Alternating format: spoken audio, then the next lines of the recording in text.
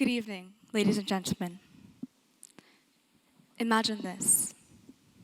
Nevada. A vast canyon stretching across the horizon. A rope bridge spans the peaks of two opposing giant mountains. You are standing in the middle. All is going according to plan. You've done the work, covered half the distance. You've only another half to go until you reach the final destination. When in the blink of an eye, disaster strikes. Out of nowhere, a fiery inferno blazes upon the forested peaks behind you. You pick up your pace, set forward with determination, when suddenly, a massive expanse of thick fog spills out towards you, crushing any chance of seeing your way through. You're now faced with a dilemma. You turn back and you risk getting burned, or push forward knowing you run the risk of falling into the abyss below. That, my friends, is the daily reality of business. Every step forward requires a leap of confidence, but lasting success demands something else. Humility, the willingness to listen, adapt, and learn from the world around you. I'd like to tell you a story that demonstrates this and why balancing these extremes is paramount to thriving in business, innovation, and in life. And so onto the tale of two founders. A few years ago, I had the pleasure of meeting two fabulous entrepreneurs. Let's call them Adam and Jasmine. Adam was the consummate businessman, the very epitome of confidence, walked into every meeting like a conqueror. His startup successfully launched products at lightning speed. Perfection is procrastination disguised as ambition, he said. And so he boldly entered new markets while the competition was still figuring out how to spell the domain name. Let's turn to Yasmin. In business, she was his polar opposite. Cautious, thoughtful, methodical. She weighed up the pros and cons of every opportunity, obsessed the finest detail of every transaction, and probed all customer feedback before carefully moving forward. However, this humility, her trusted compass, often led her astray as she hesitated long after opportunity's window closed. Both companies failed. Sure, Adam's confidence pushed him forward, but it also steered him into danger. He captained his vision like a ship at full speed, convinced that momentum alone would carry him towards success. But while he fixated on the horizon, tiny leaks began to appear below deck. We'll deal with that later, he thought dismissively, ignoring the persistent warnings of his crew until confidence wasn't propelling the ship anymore. It was sinking it. On the other hand, yes, Yasmin's attention to detail and humility provided strong foundations for a solid business model. Yes, she was the epitome of trust and security, and her clientele loved her for it. However, the very qualities that allowed for this also put a freeze on for progress, laying bare her inability to keep up with her competitors. Opportunities slipped by as she endlessly researched and vacillated on every decision. Competitors ate her lunch while she was still designing the menu. So, here's the cliffhanger. What if Adam and Jasmine didn't have to choose between confidence and humility? What if, instead of two competing forces, they became counterweights, two forces in tension, creating a harmonious balance rather than a conflict? What if the two could perfectly rule in symbiosis? So, can we surmise that confidence gets you into the arena, humility keeps you in the game, and balancing the two gets you into the final? Confidence says, we can do this. Humility asks, but can we do it better? In the case that these two don't coexist, that's when you risk getting benched. Look at Apple. Steve Jobs' success story starts with a bang. That bang, his intense confidence. He bet big on products no one believed in. iPhone, Macintosh, Pixar's film, all revolutionary designs. That confidence shattered norms. It wasn't the kind that went under the radar or escaped people's attentions. No, it was the kind that was revered, noticed, people noticed, his colleagues noticed. They even went as far as coining the term reality distortion field, because he had an almost hypnotic level of belief in his ideas that he could bend and manipulate reality to fit his vision, to serve his agendas, to push his objectives. But do you want to know what he didn't do? What he didn't do was solely rely on his internal confidence, because he knew how important it was to have trust in his intuition. People don't know what they want until you show it to them.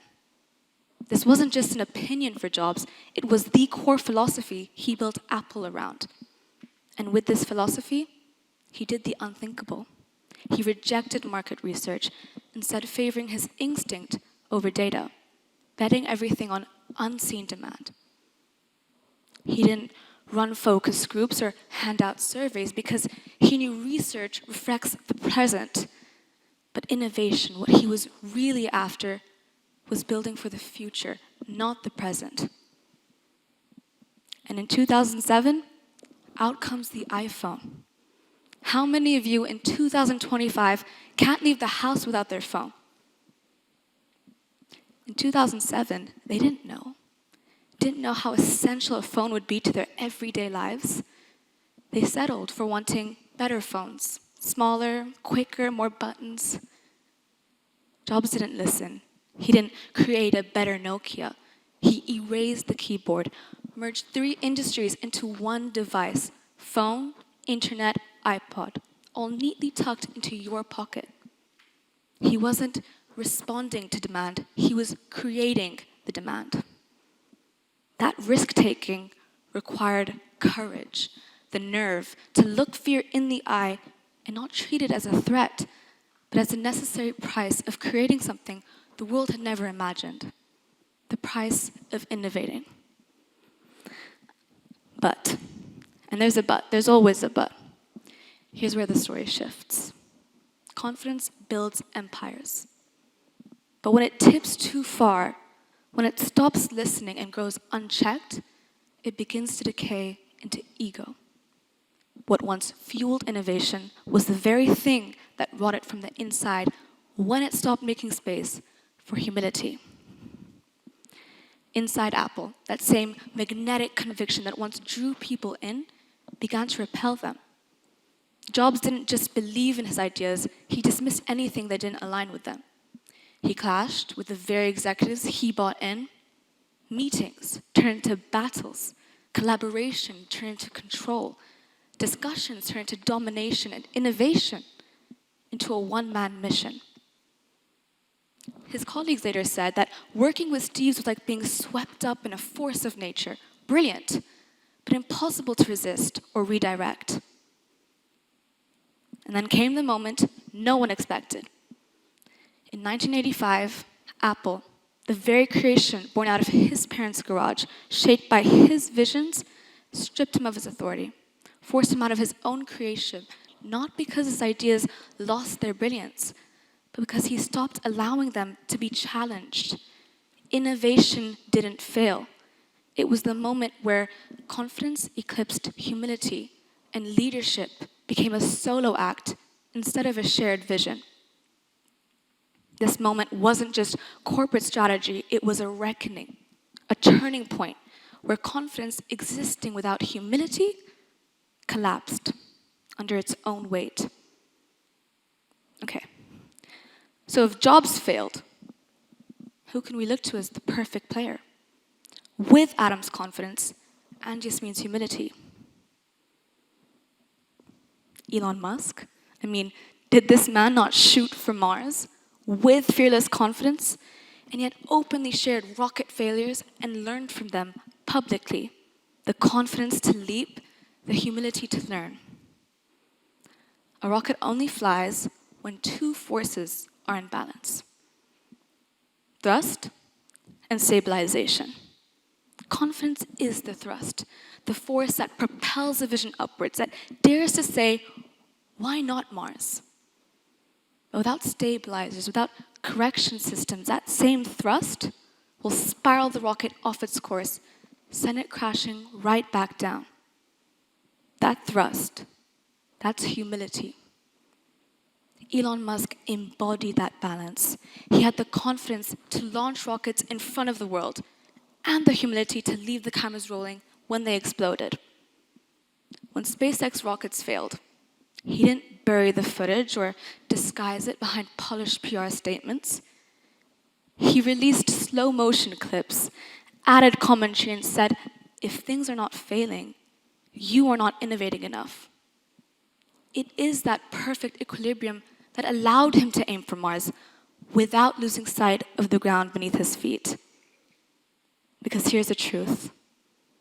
Anyone can celebrate a launch, but only those with success, with humility, can study the crash.